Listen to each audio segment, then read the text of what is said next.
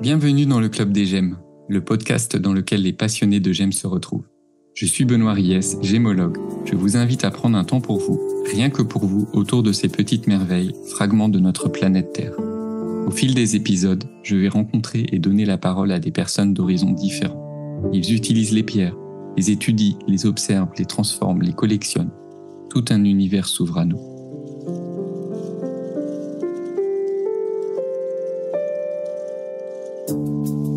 Aujourd'hui, j'ai le plaisir d'inviter Jill Pollock. Sa rencontre avec l'Islande a été une révélation dans sa carrière créative. Multipassionnée, bijoutière, photographe et enseignante, son énergie est débordante. Mais je ne vous en dis pas plus pour vous laisser découvrir ce nouvel épisode en compagnie de Jill.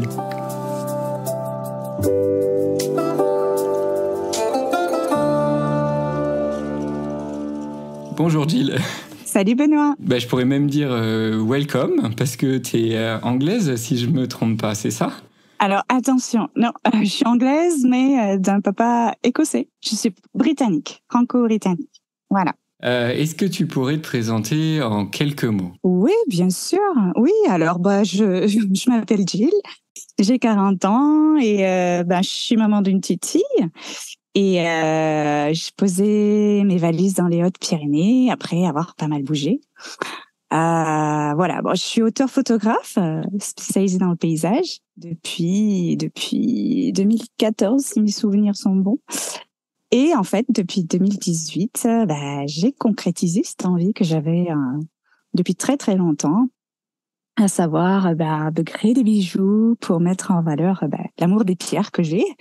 Et aussi, bien pour compléter mon message créatif que je bâtis sur mon travail photographique. Voilà. Et ça, grâce en fait à un objet un peu plus concret qu'une photo, et créé de mes mains, bien sûr. C'est chouette, c'est vraiment plein de passions ensemble. Je vois plein de passions, plein de domaines, voilà. Ça sent la passion en tout cas. Je sens vraiment passionné et je vois sur ton profil Instagram, je vois que tu te définis comme bijoutière, photographe et enseignante, si je traduis ça. Ouais. Et donc tu as vraiment ces trois aspects-là que tu mets ensemble en fait dans un produit que tu veux, un bijou en fait. Exactement. Et en fait, ma passion première, c'est évidemment la photo. Au fur et à mesure du temps, j'avais cette espèce de manque créatif, comme si j'avais mon message que je souhaitais faire passer à autrui, mais je sentais qu'il manquait un petit truc, quoi. Et faire passer un message sur une notion ou sur une simple image ou autre, on est quand même un petit peu limité. On peut aller très loin dans la composition d'une image ou la recherche d'un lieu qui va marquer les esprits. Mais pour moi, j'avais besoin d'aller plus loin dans le fait de passer ces messages-là et ces émotions ressenties. Je sais pas moi, quand tu te balades dans des terres presque vierges de toute existence humaine, j'ai en tête l'Islande, le dernier pays que j'ai visité. Voilà, c'est tellement particulier là-haut que une simple photo ne peut pas suffire à transmettre et à partager toute l'émotion sur l'instant que j'ai vécu. Et donc, du coup, il me fallait un support manuel parce que je suis à la base aussi quelqu'un de très, très manuel. Et voilà, je me suis dit, mais pourquoi pas les bijoux? Parce que je suis tombée à moitié dedans aussi quand j'étais plus jeune dans mes études. En 2018, ça a été une évidence. Je me suis dit, pourquoi pas reprendre le fil de la bijouterie là où tu l'as laissé à ton époque étudiante et sans pour autant pas laisser tomber mon travail photo. Voilà. Et je sais pas comment, avec une marmite et une sauce à la Jill Pollock, je mets tout ça dedans et puis pouf, ça sort des bijoux. Et j'ai un univers créatif qui est inspiré de mon travail photo. Et puis mes bijoux aussi peuvent parfois me donner des idées de photos, etc., etc. Enfin, les deux sont intimement liés, quoi. Voilà. Oui, j'ai vu que tu avais un univers très riche et on va en parler un petit peu après. Mais là, tu as parlé aussi, avant de parler de ton univers, tu as parlé d'études en bijouterie et c'est vrai que t'as eu quoi comme parcours en fait professionnel pour dire un petit peu, pour comprendre un peu. Oui, bien sûr. Alors, pas forcément des études en bijouterie, mais voilà. Bon, en 2001, j'ai mon bac littéraire en poche. Je monte à Paris faire mes études et je me dirige dans l'audiovisuel, les arts graphiques, la photo évidemment, par des rencontres. Voilà, qu'on ne contrôle pas dans la vie, hein, le croisement des personnes, des chemins des personnes, pardon, et autres. Je tombe dans la mode, le stylisme, le modélisme et tout ça. Donc, je continue mes études là-dedans. Et puis, de fil en aiguille, je tombe dans la haute couture et dans des maisons comme Christian Lacroix et autres. Et Christian Lacroix a été une révélation justement dans la bijouterie. J'étais dans le département des accessoires et des bijoux. Et je voyais tous ces artisans aller venir participer avec leur art et leur création à la conception d'une collection haute couture. Et donc ça, à l'époque, je suis rentrée là-dedans parce que j'avais ce bagage chaussure. Mon père était autodidacte dans la chaussure. Il a mené une carrière de dessinateur jusqu'à styliste, jusqu'à manufacturer, créateur, je sais plus comment créateur, je pense. Oui. Voilà. Oui, jusqu'à gérer des usines entières en Chine, aux US, etc. Donc, étant dans la chaussure depuis toute petite, voilà, hein, moi j'avais envie de partir là aussi. Et d'où le fait que je sois tombée dans le département accessoires et chaussures et bijoux de Christian Lacroix. Et voilà. Et c'est à ce moment-là précisément que je suis tombée dans le monde un petit peu du bijou. Et je me suis dit, mais waouh, il y a encore plus de possibilités que dans la chaussure. Voilà. C'est chouette. C'est vrai que Christian Lacroix, de ce que je connais, c'est très graphique. Il y a vraiment un souci esthétique, graphisme dans ses créations d'autres couture. Oui, il y a une vraie richesse tant dans la démarche créative que dans la recherche de matière, que dans le processus pour lier les deux, en fait, la créativité, l'idée de départ et la mise en place concrètement. Donc, c'est quelque chose de très, très riche. Oui, c'est chouette. Je comprends complètement comment maintenant cet univers se crée et s'est créé petit à petit. Et je vois aussi, comme je disais tout à l'heure, que ta bijoutière, photographe et aussi enseignante. Et sur Instagram, entre autres, tu partages des astuces ou des techniques. Tu partages ton expérience un petit peu en bijouterie. Donc, c'est vraiment ces trois aspects qui te définissent. Oui, exactement. Et moi, je suis plutôt du genre à partager. À partager mon savoir, ce que j'ai appris, mes doutes, mes connaissances, mes erreurs, enfin tout ça. Et c'est pour ça aussi que je prends énormément de plaisir à coacher les élèves en bijouterie qui sont chez Objectif Bijoux. Je prends également beaucoup de plaisir à amener quelqu'un sur le terrain, à lui montrer quelques astuces photos, etc., etc. Mais ça, par contre, ça fait très très longtemps que je ne l'ai plus fait. Et peut-être qu'un jour, quand j'aurai un petit peu plus le temps, je reprendrai les sorties photos. Justement, je voulais te demander un peu, parce que là, tu as quand même 3 métiers. Est-ce que dans la vie au quotidien, comment tu les concilies? Donc là, la photographie, c'est un petit peu en pause, si j'entends. Je me disais, je peux pas être partout. Enfin, en fait, je suis une multipassionnée. Et la multipassionnée, c'est comme une petite abeille qui va butiner partout, mais qui à un moment donné n'arrive pas à faire du miel. Oui. Et du coup, je me suis dit il faut que tu te poses, que tu fasses des choix, mais que en même temps tu ne laisses rien tomber parce que toutes ces facettes-là font partie de moi et c'est ce qui me définit aujourd'hui. Mais je suis bien consciente que j'ai dû mettre l'accent sur un sujet, et je me suis dit, ben non, c'est le bijou. C'est le bijou. Donc là, comment tu arrives à les concilier, là, ces trois métiers actuellement? Tu arrives quand même un petit peu, parce que là, tu me dis que tu es assistante et tu enseignes aussi dans l'école de bijouterie Objectif Bijoux, et tu fais aussi des bijoux. Mm-hmm. Tu fais aussi des photos, donc tu fais un peu les trois. Oui. Là, dernièrement, la photo, ça a été pour beaucoup du loisir. Beaucoup de loisirs. Avant, je faisais, ça me prenait énormément de temps. Avant, je faisais des contrats et je faisais des sessions de droit. J'allais faire des shootings, par exemple, pour des chambres d'hôtes, en architecture intérieure, en photoproduit, en photo culinaire. Et donc, ça prend énormément de temps.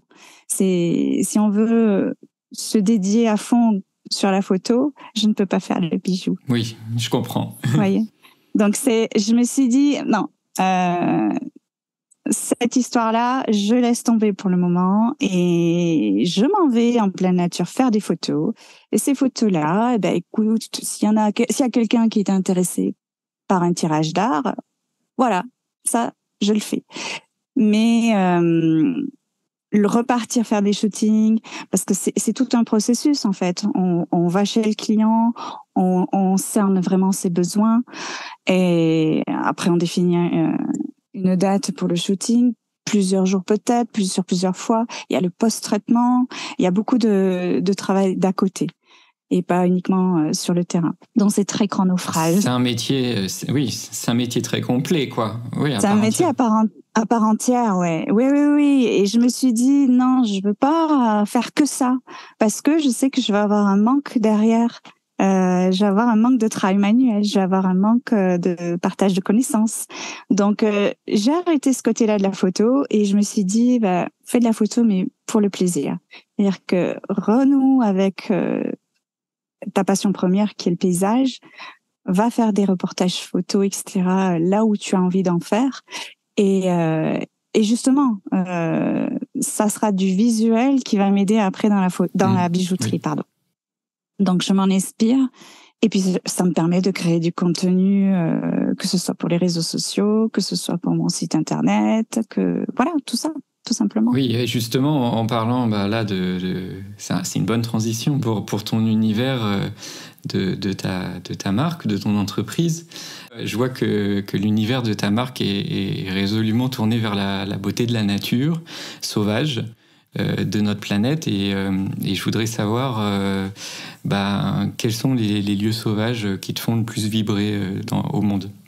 Oh, alors, si je devais être générale un petit peu, tous les pays nordiques. Après, c'est un petit peu normal, c'est mes racines qui parlent. Mais plus particulièrement l'Islande. Ne me demande pas pourquoi, mais depuis toute petite, je rêve d'aller là-bas. Et j'ai concrétisé ce rêve l'année dernière. Et ça a été vraiment une révélation. Je me suis sentie comme chez moi. Comme chez moi. Et j'y suis allée en plein hiver. Donc c'est... Bon, pour découvrir l'Islande, c'est chouette, hein, mais il faut être accroché. Si on est frileux, si on n'a pas envie de perdre notre petit confort, ce sont des petites choses qu'on oublie. Parce qu'il faut affronter les éléments si on veut voir les belles choses qu'on peut trouver en Islande en hiver. Oui, c'est vrai que c'est rude. Et quand je vois tes photos, on voit ce que tu as voulu transmettre. Il y a très peu d'éléments humains ni d'éléments de société. C'est vraiment la nature brute dans toute sa force et toute sa splendeur, en fait. C'est ça. Parce que, en fait, je suis une amoureuse de la nature, mais plus particulièrement du monde minéralogique, de comment il s'est formé. Étant petite, je voulais être les géologues. Donc, c'est te dire. Et ces mouvements de la Terre et ce qu'elle est capable de produire, mais c'est quelque chose qui me fascine au plus haut point. Et du coup, l'Islande est un parfait laboratoire en ce sens-là. C'est-à-dire que c'est le visage à ciel ouvert vraiment et des entrailles de la Terre, on va dire ça comme ça. On voit comment En Islande, en fait, on peut voir des volcans, on peut voir des grottes de glace en même temps, on peut poser le pied sur une plaque tectonique, faire trois brasses et puis rejoindre une deuxième plaque tectonique. Enfin, il n'y a pas d'autre endroit sur Terre, à ma connaissance, qui soit aussi riche. Oui, il y a même de l'eau bouillante. Il y a tout, en fait. Il y a tous les éléments. Il y a tout un système géothermique, les geysers. Enfin, voilà, c'est plus que fascinant et plus qu'inspirant pour ma part. Voilà. C'est vrai que c'est fascinant, ça donne envie d'y aller. Honnêtement, je le recommande si tu as l'occasion d'y aller un jour. Je pense que vas-y les yeux fermés. Je pense que je suis pas le seul à avoir eu envie d'y aller après tout ce que tu as dit. C'est vraiment c'est un endroit qui a l'air encore assez intouché aussi, assez sauvage, comme je disais aussi, mais intouché, je dirais pas ça, parce que l'Islande, c'est entre guillemets la Mecque des photographes de nature et de paysage, donc c'est aussi pour ça que j'y suis allée. Mais c'est très très touristique. Il y a de plus en plus de tourisme qui arrive, mais ils ont cette force de sensibiliser la personne qui pose les pieds sur cette terre-là, à la respecter, à pas faire un tourisme de masse comme on peut voir dans d'autres endroits du monde et qui provoque énormément de dégâts. Hein. Et là, pour l'instant, c'est préservé. Et c'est ça qui est beau. Et je pense que les personnes qui veulent aller en Islande et qui veulent découvrir ça, c'est certes parce que ce sont des amoureux de la nature, incontestablement, mais c'est aussi le genre de terre qui te donne rendez-vous avec toi-même. Et ce que tu vas là-bas, tu poses les pieds et il y a, je ne sais pas, il y a comme une espèce de, comme si la terre te parlait à toi, justement. Elle a une forte puissance énergétique. Et tu reviens de là-bas changé, avec un nouveau regard sur le monde quelque part. C'est assez. Parfois, on n'en a pas conscience de tout ça. Hein. C'est un cheminement souvent inconscient qui se passe dans l'esprit de chacun, mais c'est une terre qui change à jamais. Oui, ça, c'est sûr. Oui, j'entends qu'il y a vraiment eu un avant et après, quoi. T'es allé là-bas et puis après, t'es pas revenu pareil. C'est ça. Je suis toujours moi, mais voilà, on ressort grandi quelque part, apaisé. Enfin, c'est comme une période charnière de la vie d'une personne. Voilà. Donc là, à travers les bijoux et cet univers de ta marque, tu souhaites aussi, pour les personnes, soit qui n'y sont pas allées ou qui y sont allées, de recontacter en fait cette expérience que tu as vécue. Ouais, c'est ça. En fait, c'est le message que je veux passer dans mes bijoux, c'est vendre un bijou, vendre un objet précieux ou non précieux tel qu'il est, ça ne m'intéresse pas. Pour moi, c'est pas simplement un bijou, c'est tout un univers qui est dedans. C'est un message. Mes bijoux, de toute façon, sont destinés pour les amoureux de la nature et plus particulièrement les amoureux des pays nordiques et plus particulièrement les amoureux d'Islande. Donc, de tout le monde minéral, les amoureux de la géologie, de tous ces paysages bruts et otherworldly, comme j'aime dire en anglais. Comment on pourrait dire ça en français? C'est une terre qu'on n'a pas l'impression qui fait partie de la Terre. Oui, qu'elle est terrienne, hors du temps, hors de la planète en fait. On a l'impression vraiment d'être ailleurs, quoi. D'être ailleurs. Et forcément, même le plus insensible des êtres humains qui pose un pied là-bas, il ressent quelque chose. Donc voilà, mes bijoux sont destinés à ces personnes qui souhaitent se remémorer ces moments-là particuliers. Peu importe lequel, peu importe comment ils l'ont vécu, mais voilà. J'essaye d'influer cette essence-là dans mes bijoux, dans mes créations. Moi, je trouve que ça se ressent. En voyant tes bijoux, c'est vraiment chouette et c'est vraiment fort quand on voit ces bijoux. Et je me demande justement par rapport au processus créatif, est-ce que tu pourrais me dire la création dont tu es la plus fière ou celle que tu aimes le plus ou que tu as aimé le plus réaliser? Je ne vais pas aller chercher bien loin. Hein? Pour moi, c'est tout simplement la toute dernière broche que j'ai faite là récemment. Parce que justement, je pense avoir bien réussi à montrer mes influences, mes inspirations et ma patte créative, si je peux dire ça comme ça. Enfin, tu vois, elle contient une simple petite cyanide bleue, en fin de compte, au milieu de la broche, mais elle est impressionnante dans sa capacité à refléter les tons de bleu qu'elle arbore, quoi. Et je l'ai choisi pour illustrer en fait la source d'inspiration très minérale, qui sont les geysers d'Islande. Voilà. Dont un en particulier qui s'appelle Strókur et qui, juste avant de cracher une énorme colonne d'eau à plus de 25 mètres de haut, eh bien, l'eau, elle va commencer à bouillonner de plus en plus fort et et il va y avoir une énorme bulle d'air qui va gonfler avant d'éclater. Et quand j'ai vu ça pour la première fois, j'ai de suite pensé à un énorme cabochon d'une hypothétique gemme bleue produite par la Terre. Voilà. La cyanide, justement. Et est-ce que tu pourrais me décrire un peu plus la création et peut-être techniquement, sans rentrer trop précisément dans la technique, mais quels étaient les défis à relever en fait pour créer cette... Oui. Elle a été un sacré défi parce que elle a déjà une sacrée surface pour le montage que j'ai souhaité en faire. Et pour la petite histoire, à la base, c'était j'avais envie plutôt de faire une petite boîte à bijoux, tu sais, comme des tout petits piluliers. Mais je me suis dit, j'ai déjà énormément de challenges là-dessus, on va ralentir, hein, et on va faire un petit peu plus simple quand même. Donc, pour faire ma boîte, ma broche en carré, en fait, j'ai utilisé des bandes de laiton que j'ai pliées à 90 degrés grâce à la technique des saignées. Alors, la saignée, c'est quoi? On prend une plaque de laiton, de métal, pardon, et on va scier comme une gouttière en son intérieur pour pouvoir plier le métal et avoir une belle arête bien nette. Parce que si on plie simplement le métal grâce à une pince, on n'obtiendra pas ce bel angle droit. Oui, je vois. Voilà. Après, pour la surface de la broche, j'ai utilisé la réticulation, qui est vraiment une technique dont je suis follement amoureuse. Pourquoi? Parce qu'elle est aussi sauvage que les que les paysages que je prends en photo, à savoir, on aura toujours un résultat différent.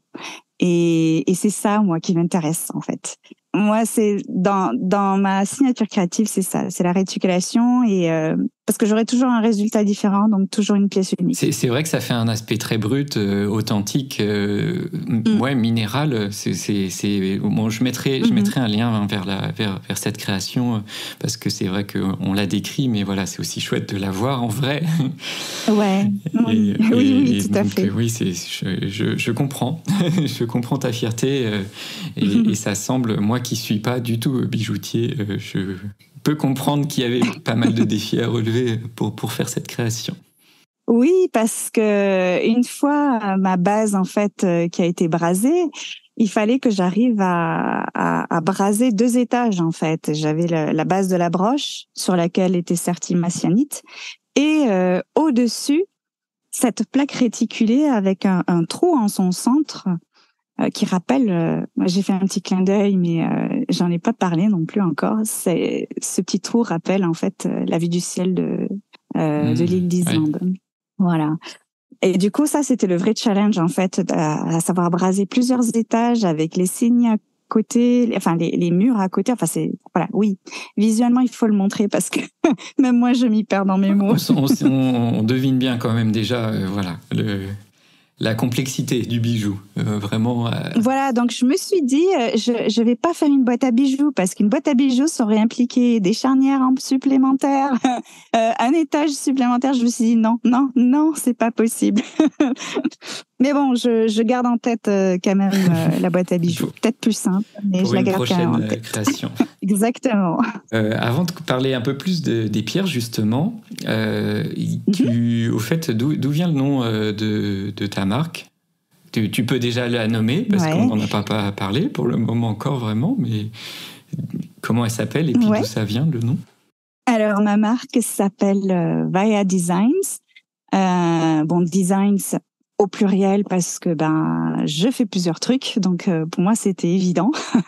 Et Vaea, en fait, c'est tout simplement le nom de ma fille qui est née en 2017. Et au final, c'est grâce à elle aussi que je me suis remise à la bijouterie. parce que j'ai été arrêtée et donc j'avais plus de temps pour réfléchir à ce que je voulais faire dans le futur et le déclic est arrivé à ce moment-là. Ewaia, en fait, c'est un nom polynésien qui signifie souveraine qui a partagé le grand océan. Et bon, ça, c'est selon les mythes et légendes de l'archipel. Et puis, ça signifie aussi petit état de paix. Donc, du coup, c'est un nom qui se rapporte à la création du monde, de la terre, de ses paysages bruts et de ses légendes associées, quoi. Et comme je suis une fanat de légendes aussi, qu'elles soient nordiques, qu'elles soient vikings, qu'elles soient polynésiennes, ou maya ou autre, ben, je me suis dit, voilà, ben, c'est ça. Tout simplement, c'est ce qui est réuni dans l'univers, dans ton univers créatif, c'est beau. Et voilà, comme tu m'en parles, ça te ressemble vraiment, c'est bien choisi. Maintenant, je te propose de rentrer un peu dans la dernière partie de cet épisode où on va parler des pierres qui te parlent, justement. Et tu as déjà commencé à en parler, bien sûr, parce que ça fait partie de ton parcours, donc en parlant de la cyanite et de cette création, cette dernière création que tu as faite. Et je me demandais un petit peu, en termes de souvenirs, si tu as des souvenirs à quand remonte un peu ton amour des pierres, qu'est-ce qui a fait ou quel événement a fait que voilà, les minéraux t'ont parlé et sont restés en toi, en fait. Du coup, pour moi, c'est plus une histoire d'éducation, en fait. C'est ça. C'est une éducation depuis toute petite que je reçois, qui est proche de la nature et de ce qu'elle nous offre. Et donc, évidemment, depuis toute petite, je collectionne toutes sortes de trésors, des plus communs comme des coquillages, des cailloux, des fossiles, des graines et bien d'autres choses. Et évidemment, des pierres et des cristaux. Et en fait, mon tout premier souvenir remonte évidemment quand j'étais petite. Je devais avoir 5 ou 6 ans par là et on habitait en Espagne avec mes parents. Et mon père, à l'époque, il travaillait à l'étranger en Chine. Et quand il revenait après plusieurs mois de voyage, il nous apportait bien sûr des petits cadeaux, quoi. Et je me souviens très bien, mais vraiment bien, comme si c'était hier en fait, de ce petit collier ou alors un bracelet. Je sais plus si c'était l'un ou l'autre. Et il était composé de plein de petites pierres de toutes les couleurs et serties de manière uniformément. Et en fait, c'était des tourmalines. Wow. Et je me rappelle vraiment bien de ce moment où j'ai vécu comme un émerveillement que j'ai ressenti quand ces petits bonbons, comme j'aime bien les appeler, ils scintillaient au soleil et tout. Enfin, j'ai un souvenir gravé. Et je pense que c'est celui-là, le tout premier souvenir que j'ai eu avec les pierres, gemmes, les pierres précieuses, non précieuses, pierres fines, etc. C'est vrai que les tourmalines, c'est vraiment, en plus des pierres, on peut avoir toutes les couleurs. Elles sont... c'est ça. Elles sont vraiment belles, quoi.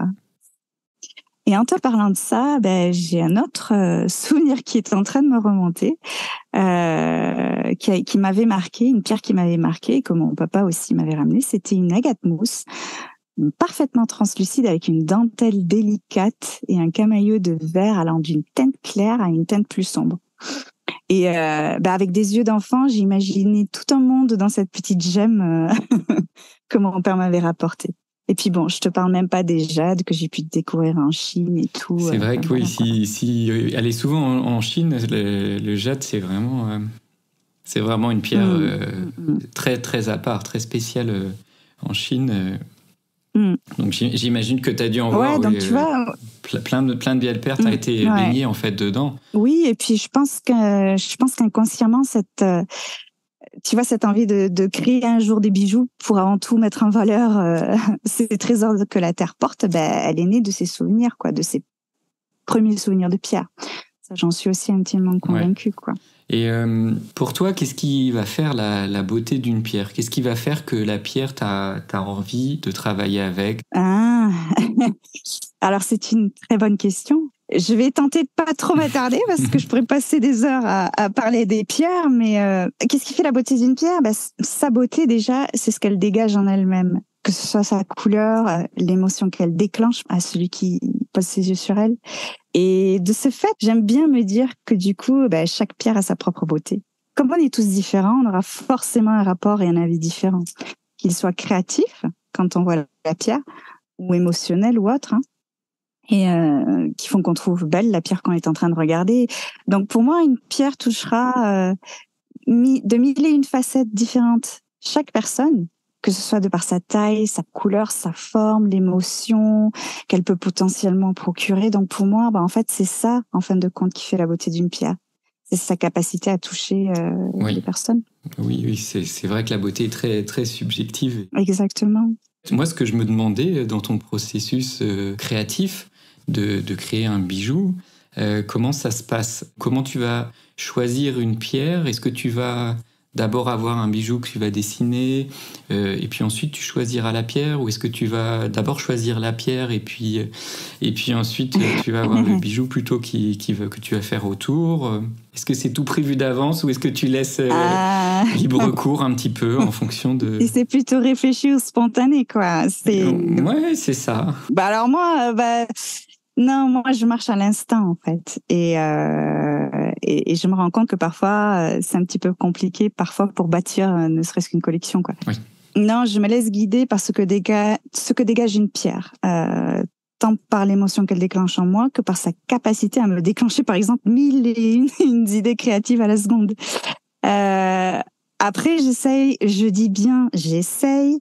d'être un peu plus réfléchie ces derniers temps, histoire de choisir des pierres. Non pas uniquement avec ce que j'ai dit, mais également dans le but de les intégrer intelligemment à de futures collections que j'ai en tête, quoi. Et ça, franchement, c'est pas facile quand mon travail est plus guidé par les pierres et l'instinct du moment que par les idées de bijoux que je souhaite faire, parce que dans mon travail, c'est la pierre qui va décider du choix du design du futur bijou et non l'inverse, en fait. Donc là, je suis en train d'essayer de faire un travail de cadrer un peu cette créativité brute quelque part pour essayer d'établir une vraie petite collection, quoi, tout simplement. Parce que là, justement, dans la création dont tu parlais, j'ai l'impression que tu savais pas trop quelle pierre t'allais... Enfin, en tout cas, t'avais pas à décider de la pierre. T'avais plutôt parti justement du bijou, et puis après qui a évolué, et puis après, au final, t'as choisi la pierre. Ouais. En fait, la pierre, elle m'a inspirée. Quand je l'ai vue, j'ai de suite pensé à ce geyser. Et une autre de mes photos m'a directement inspirée et m'a dit, mais punaise, on dirait la cyanide que j'ai dans mon tiroir. Et c'est comme ça que je fonctionne, en fait. La photo que j'ai prise de ce geyser en Islande, la pierre, et je me suis dit, tiens, voilà, je vais faire ça. Oui. Donc c'est quand même un petit peu des deux, quoi. Oui, mais mais c'est tout lié, quoi. C'est pas une idée de bijou à part entière. Ça va être un visuel, ça va être une pierre, ça va être une émotion sur l'instant. Il faudrait que je fasse plus d'essais à l'envers, c'est-à-dire je fais d'abord des croquis de bijoux. Qu'est-ce que je vais faire comme bijoux? Et puis après, je vais puiser dans mon stock de pierres et je vais regarder s'il y a une qui s'accorde et potentiellement si j'ai une photo pour illustrer tout ça. Mais c'est plus compliqué, je crois. Moi, je dis, faut pas aller à contre-courant, hein. Mais bon, après, je suis pas bijoutier encore une fois, donc c'est un petit peu. Non, et puis c'est très instinctif chez moi, donc je peux pas faire autrement, quoi. Et justement, avant de terminer un peu cet épisode, je me demandais si tu avais des formes de prédilection, des formes de pierres qui vont plus te parler plutôt que d'autres. C'est pas tant la forme, après en ce moment je suis en train de rechercher énormément des pierres brutes et des cristaux bruts, en fait. Parce que l'Islande est un territoire très brut, très hostile, mine de rien, une nature très hostile, et je veux trouver des pierres qui rappellent ce côté-là. Et c'est vrai qu'un cabochon poli pourra passer le message, mais alors il faut que je le travaille tout autour avec le métal pour avoir ce côté brut. Ouais, comme tu l'as fait. Comme tu l'as fait sur cette dernière création d'ailleurs, pour en reparler. Oui, voilà. Une dernière Exactement. fois. Ouais. Exactement. On va bientôt finir l'entretien et j'aimerais terminer, c'est un petit peu comme ça à chaud. Si tu aurais à recommander aux auditeurs un dernier livre ou un film que tu as vu et qui t'a particulièrement plu. C'est pas forcément lié à la bijouterie, mais ça peut l'être. Alors, je lis de temps en temps, mais je suis plus documentaire, photo, nature, etc. J'ai des films aussi, mais là, j'en ai pas un qui me vient à l'esprit. Par contre, en photo, il y en a un qui me vient à l'esprit, c'est Vincent Munier avec Arctique, son livre sur l'Arctique, qui est fabuleux, quoi. Tout simplement. Et bon, on reste dans les pays nordiques, hein. C'est très, très beau. Ouais.